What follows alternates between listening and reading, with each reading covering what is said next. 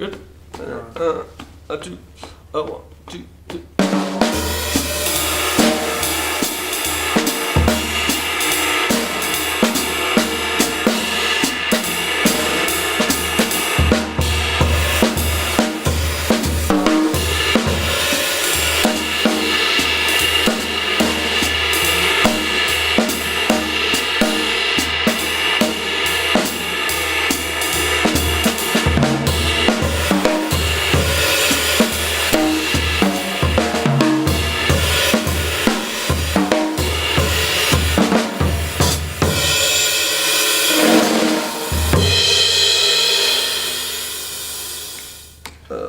two, three, four.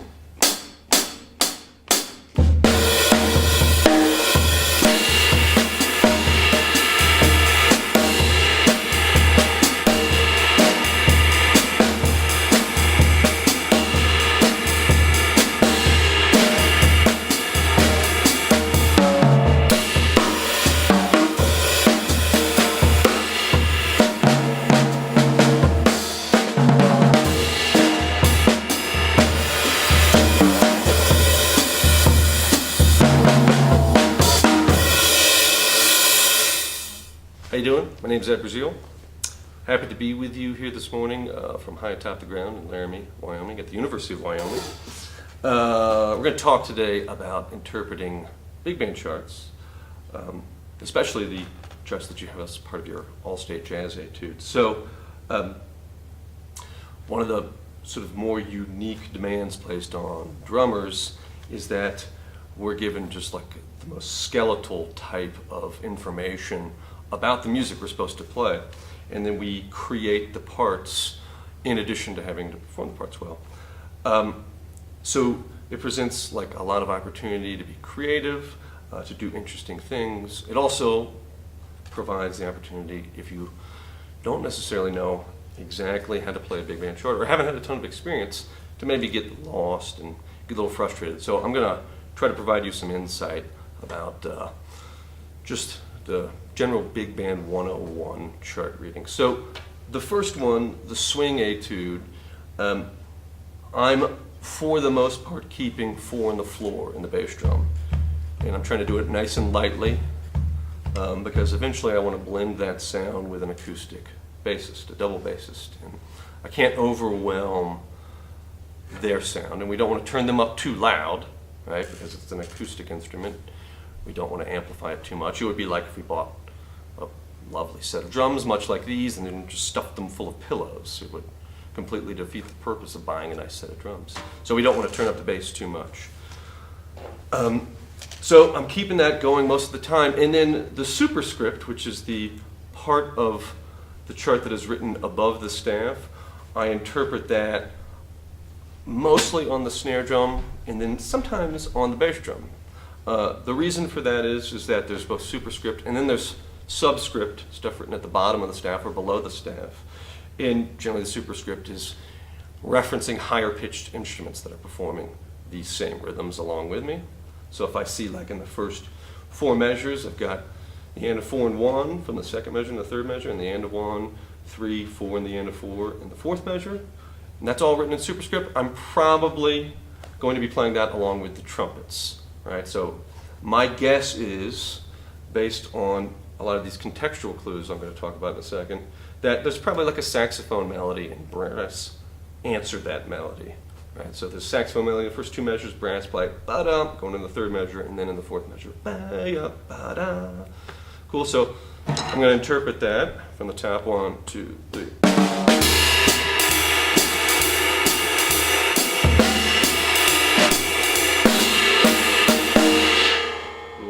So all that accentuation is in the snare drum, with the exception I think I play the end of 4 in the second measure with my bass drum. Right, and that's a really common approach to that figure right there. The end of 4 and 1, usually it's probably the pitch is ascending, so it's going ba-da. So simple enough. Okay, moving later into the chart. Since the chart ends with a fermata, I generally think that we're probably looking at the end of whichever composition this is that Mike Tomorrow wrote. And so I take a few more liberties towards the end of the chart, and I'm not quite as strict about interpreting things in superscript above the staff as I am perhaps earlier in the chart, because in all likelihood it's not just the trumpets. If it's later on in the chart, it's probably the trumpets and the trombones, and thus it's the chords voiced more fully, right, across the register that big bands normally operate in. So if that's the case, then I'll use my bass drum more, I'll use the toms more, or I can sort of orchestrate the drum set however I feel best. So as we get into like the second phrase, measures 9 through 16, and then the final 5 measures, I'm much more liberal in my approach. So even if it's in superscript, I still may play the bass drum for whatever horn punch or whatever horn part is happening at that point. So the other thing that is really germane to this chart right here is the idea of setting up these figures. So in big band drumming, we divide our responsibilities between timekeeping, playing real vital and precise time, and then setting up these figures that we see on our chart, and then performing the figures along with the band that are in the chart. So in a lot of occasions, you'll hear me just whack the drums pretty loudly right before the actual figure that's written on my chart. And that's the setup. And the setups can be more complex. I can play like a longer drum fill. And that's what I would do in the last phrase. Is I'd play a nice setup for and in the second measure of that would probably start around the beginning of the measure. And I'm just trying to build some intensity and provide, sort of a point of departure for the band. I want to send them off and give them like a lot of energy to work with, a lot of musical energy. So from the last phrase, here we go. 1, 2, 3, 4.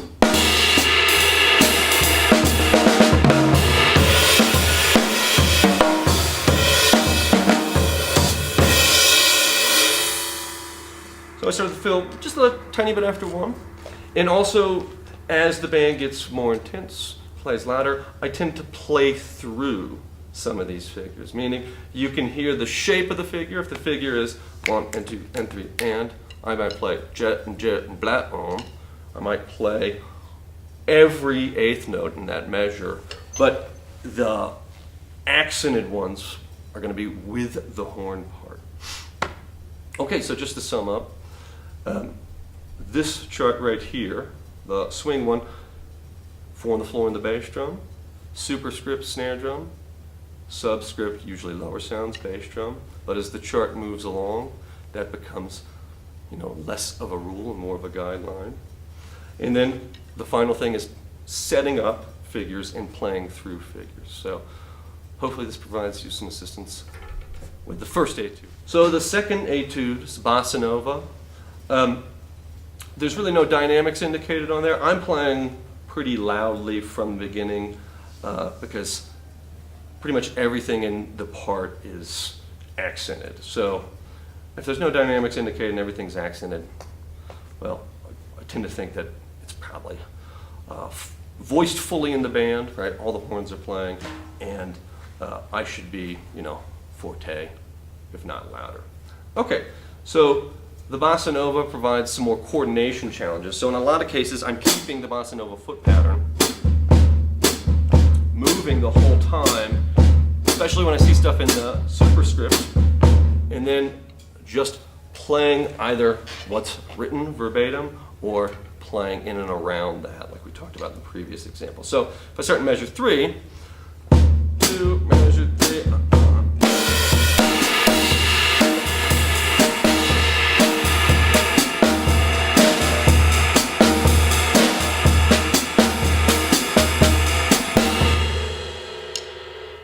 So you'll notice as I get further along in the etude then I'm going into my bossa nova timekeeping pattern, which I'm using this one for the most part.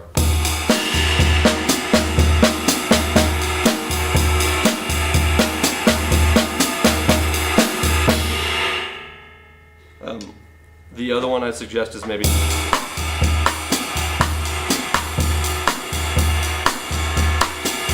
And I'd use that if I thought we were at a quieter point in the chart, but it seems like everything's pretty aggressive in terms of what I'm seeing on the page. So I'm going to go with the snare drum in that second pattern.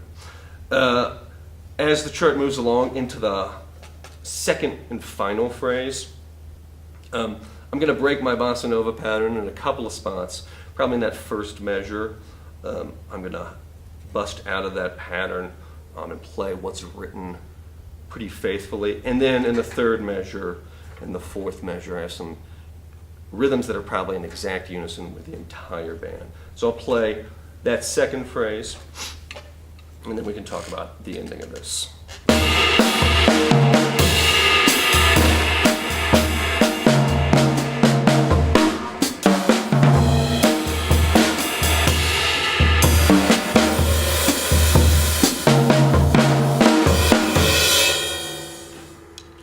So the last three measures, it looks like the timekeeping roll is somewhat suspended, meaning I'm not going to have any of the higher voices in the drum set being played. I'm just kind of keeping that heartbeat going.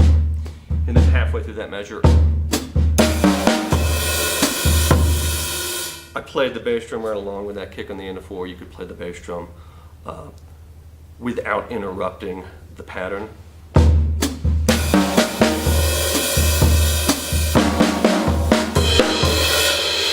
Work just as well.